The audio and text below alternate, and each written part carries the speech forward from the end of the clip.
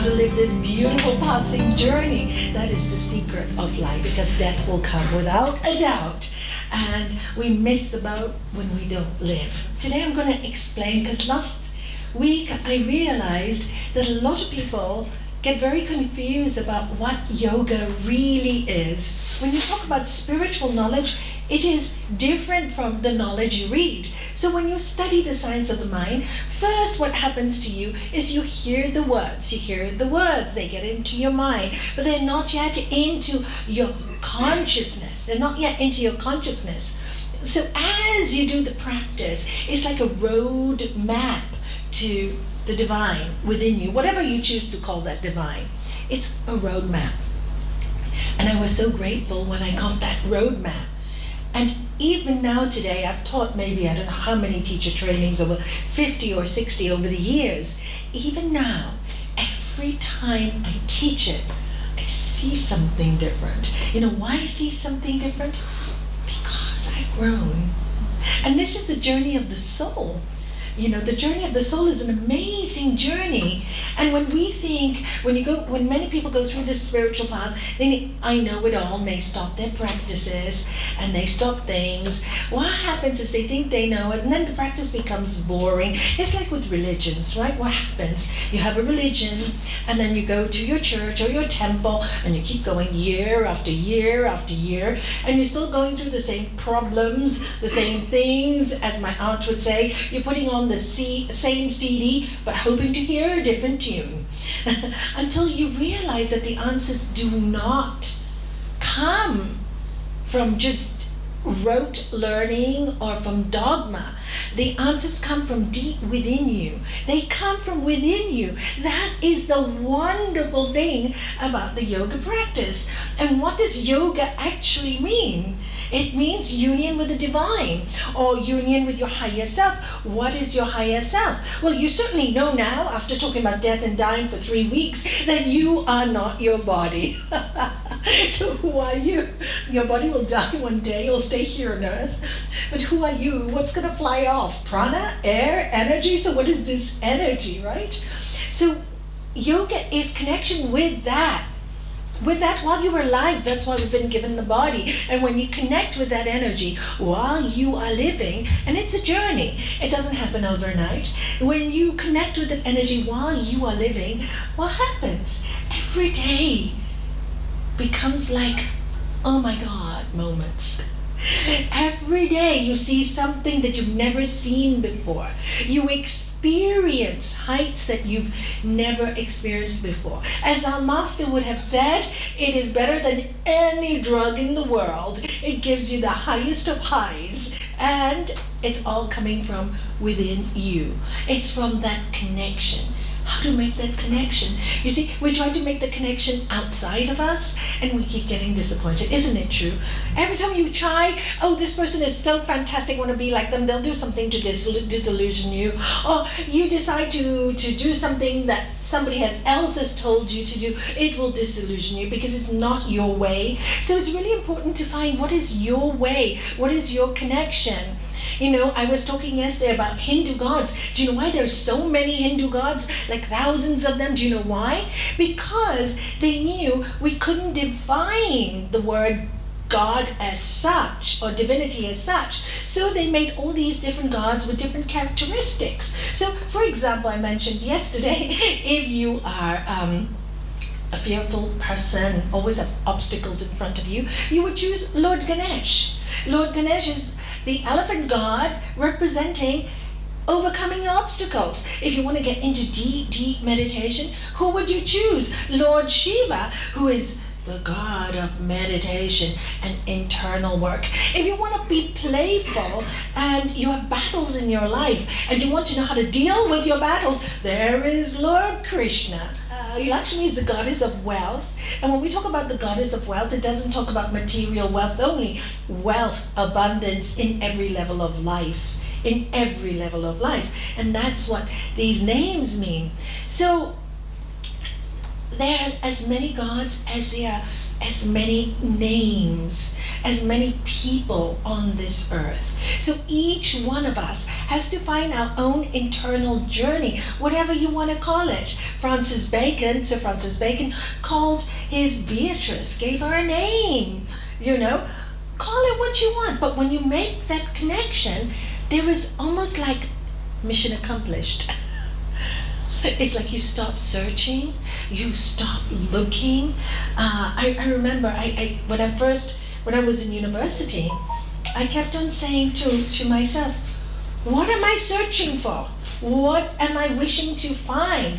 What am I looking for? I kept asking myself these questions because I did drama and arts and child psychology. I wanted to be an art therapist. I loved everything I did, but I was looking for answers inside of them. Yes, I got some answers, but it wasn't in the knowledge. It was maybe in the creativity. It was in creating a sculpture. I remember that I spent hours with, and I had the most incredible Hungarian art teacher, and I spent hours on it, and I did a bust, and we put it in the kiln, and when it came out of the kiln, the nose cracked, and I burst out crying. I was 18 years old, because I had done it with so much love, and my wonderful master said to me, it's only a sculpture, you can do many more, but he said, there is a way to repair it.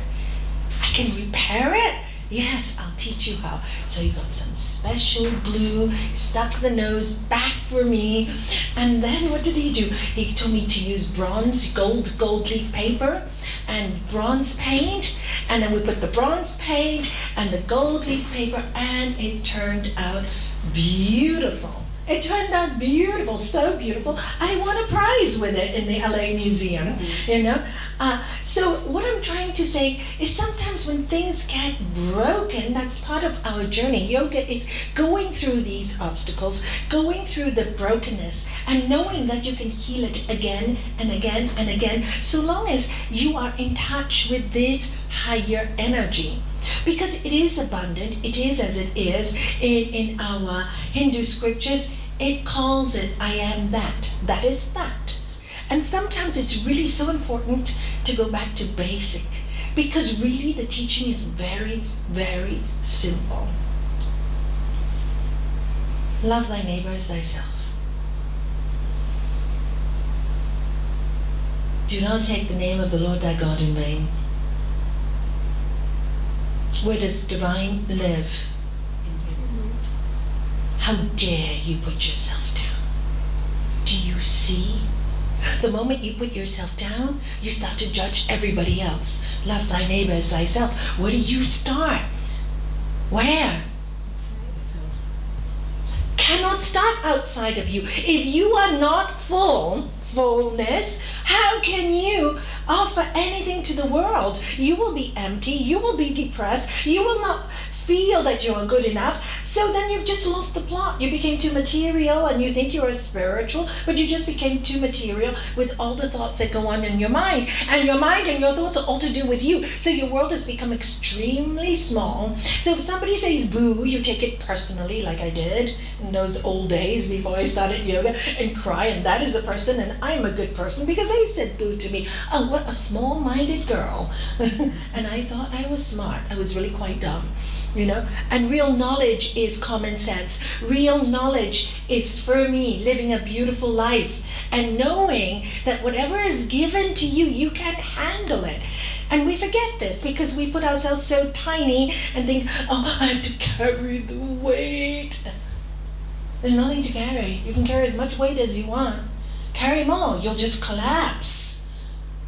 What we have to learn to do is, when the weight comes, put it down.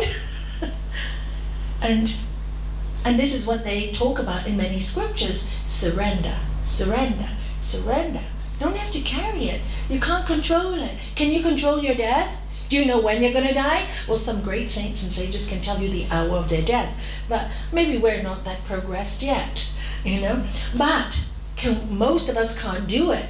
So why do you want to carry all this weight? Can you control anything? What you can control is this guy right here, and that is the whole yoga practice. Because this mind, oh my God, it will fool you. It will fool you again and again and again.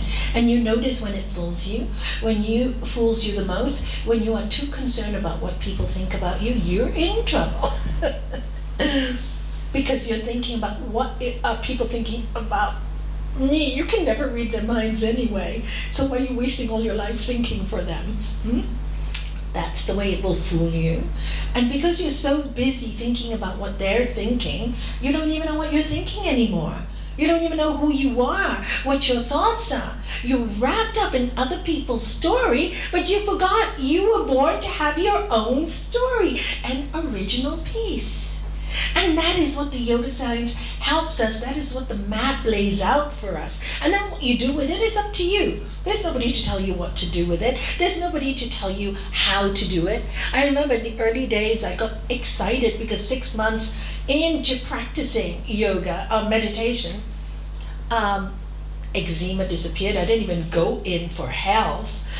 My medication cut by 50%. I was a severe asthmatic. And eczema, stomach troubles, the lot, I had it. 6 months, everything went into half. So I realized, because I was working finally on what's going on in here. We were born to love. We were born to be kind. We were born to be generous with our heart. We were born not to judge. We were born not to judge, and judgment for me was the greatest killer. So, and I would, worse than judging myself, I would think how people were judging me. That was terrible. So, you know, it's like lying to myself continuously. To understand a little bit more, we have some words that I think, we really need to understand. What is integral yoga first? We're Integral Yoga Center. Integral yoga was a name coined by our master, Sri Swami Satchidananda. When I talk about our master, it doesn't have to be yours. All right? I'm not here to convert you or tell you anything. It's just this great soul taught many of us great things that changed our life from hell to heaven. So he coined integral yoga, and he was, for me and many of us here, a great saint, and many of us met him and were in his presence. And when you're in the presence of a great one, you just know you are. I mean, all these paths were available, but many schools of yoga, some only concentrated on the physical yoga, as you see today. It's become very commercial. Hatha yoga is the asanas. We call them asanas, which are postures. Now, these postures were designed very late in the 15th century. It's not that it came before. It came very late in the 15th century when some wise sages realized that as we were becoming more material and our diet was becoming bad, a lot of our toxins were being caught in places like the knees, the joints, the typical places, the head, the heart, the lungs, all that, etc., etc. So what happened was they devised a form. They watched the animals and they saw how different animals work to gain strength. For example, the locust pose. How does a locust jump? Like this, right? So we do the locust pose to strengthen our hind legs. The cobra, how does the cobra stand? What a strong upper back. So we do the cobra to strengthen our upper spine. Also, they learned that we have an astral body which is connected with wheels of energy called chakras. I'm not going to go into it now. Another day we need lots of hours to talk about that. These wheels of energy, they spin in our system and they collect emotional traumas, whatever's emotional in your life will be trapped in some of these centers depending on what the problem is. Okay, we're all different. Sometimes it comes from the imprint of previous lifetimes, not even this. Sometimes it just comes from this lifetime. But as you start to practice the postures, what happens is the endocrine system, which is our physical, what the physical body does, starts to kick in.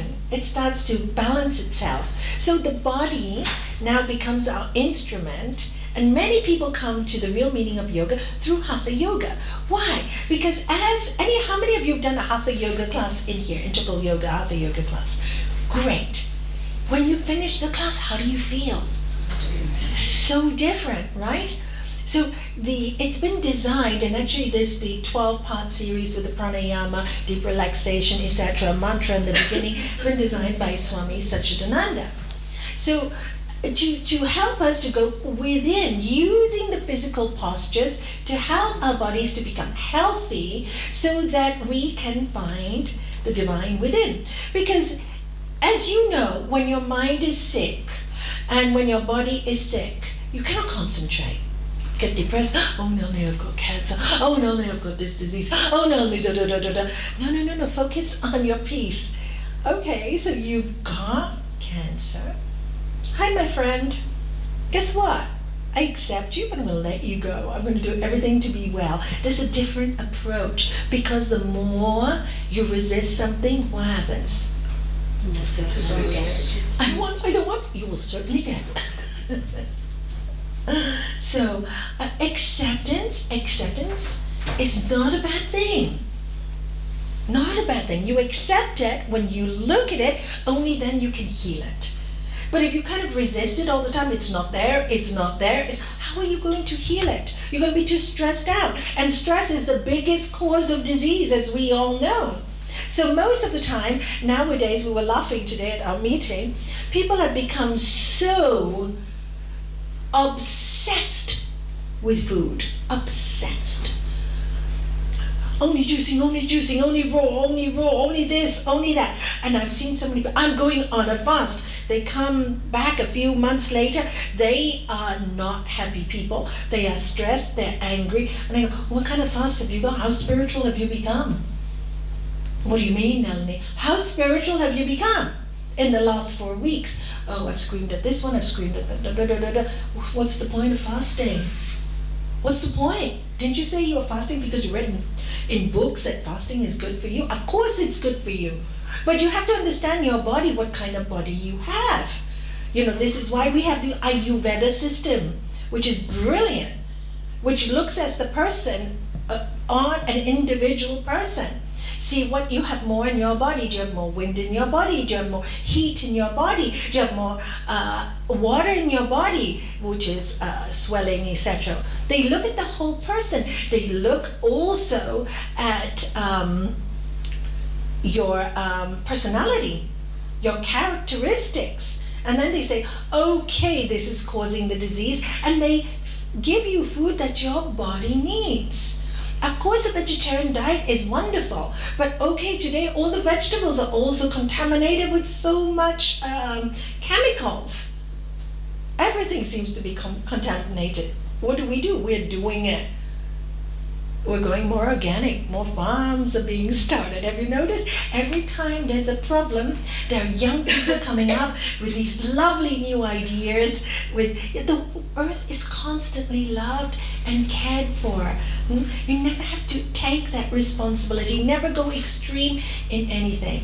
If you fast because you want to get quiet, you want to get still inside. Everybody nowadays fasts, and it's all food in their mind, day in, day out. And I said, don't you think about anything else but food? Is there another conversation here? Oh, you only have to eat celery. Oh my God, and look at that judgment. Oh, Nalanie, you eat pasta? Yes, and I love it too. If it's bad for my body, I would stop. It seems to be doing me really well. So why stop something that is working? Do you see what I'm saying? We get too rigid in our mind stuff all the time, getting caught into one thing and another thing. Hatha Yoga is to free you so your body feels good, so it feels comfortable when you move, when you walk, and when you feel free. And then you want to eat the right foods. You know what foods are good for you. Recently, somebody was ill staying with me, and I said, you know how you tell what foods are good for you? You don't even need a doctor. Your tongue. When you eat something and the tongue starts to sting a little, no, you're maybe allergic to it today. It happens to me with tomatoes. I love tomatoes. I never did because they used to be too acidic for me. This is when I was asthmatic. About 10 years ago, as I start getting better, I now love them. But there are days when my immune system is low, when I'm feeling a little tired, because when you're tired, your immune system immediately goes down. And I will take a piece of tomato, like yesterday. It stung my tongue. Means don't eat it today. Don't eat it today. Just have the lettuce without the tomato. Do you see? You learn to listen to your body with Hatha Yoga. Why? Because when you do the postures, the focus is not to have the best, most incredible, sexy body, man or woman alike, but the goal is to find peace and tranquility in the body. I'm just saying, don't get extreme in anything. Balance, balance, balance, balance, balance. Keep the balance. Use your own brain. Don't let anybody convince you.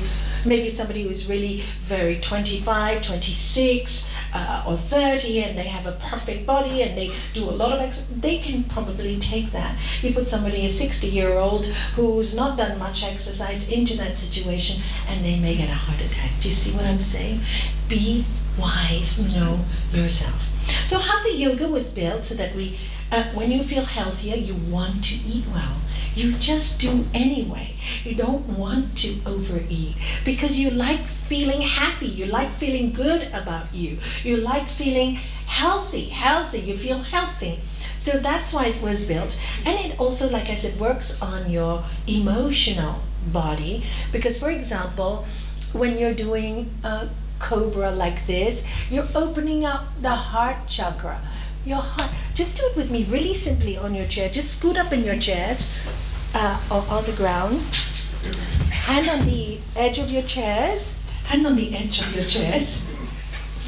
Inhale,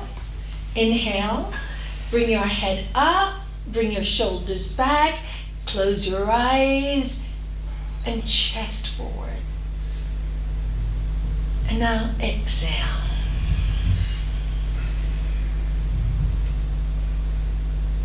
Inhale again. Take a slow, deep breath, shoulders back, head slightly tilted back. And release. Exhale. Open your eyes. Does it feel good already on your back? Does it feel good on your back already? I do too, and I feel so happy because my spine kind of like feels, okay, now it's a bit straighter. It's a bit straighter. So this is the reason for Hatha Yoga and the postures. At the end of the class, we teach pranayama. Pranayama, breathing. Can you say it? Pranayama for the new ones? Pranayama. What is the meaning of prana? Anybody in this room? What does it mean? Life force. Life force. Life force. Ether. We call it akasha. Life force. In Sanskrit, they refer to prana as Pada Shakti. That means the supreme energy giver, the goddess that gives you energy. That is pranayama. Control of the life force. Yama means control. So pranayama means control of the life force. Sometimes when you're trying to, the mind is going so crazy, even in your hatha, you can't get your mind quiet. Just take a deep breath. So will you take one with me now?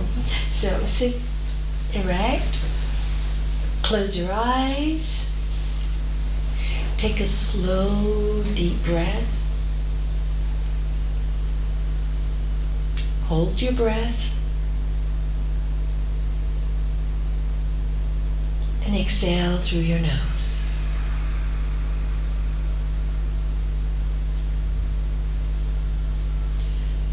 Take another slow, deep breath. Hold your breath.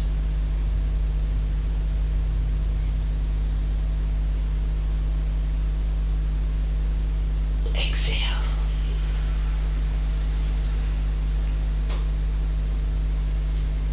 Open your eyes.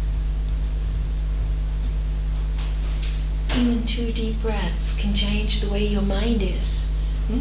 So of course in pranayama we teach all the different methods, all the different breathing techniques to help your lungs, to help your brain, to help your energy, to bring in more of the consciousness, more energy into your body so you can find your spiritual self. That's all it is. So it's a great tool, one of the best tools in the world. If you know anybody who suffers from panic attacks, please, you don't need to be a teacher to teach this. Just tell them to take a deep breath and feel your joy entering their body and feel them lightening, and they'll feel much better in no time. All right? It's that simple. And so this is the practice of Hatha Yoga. Okay?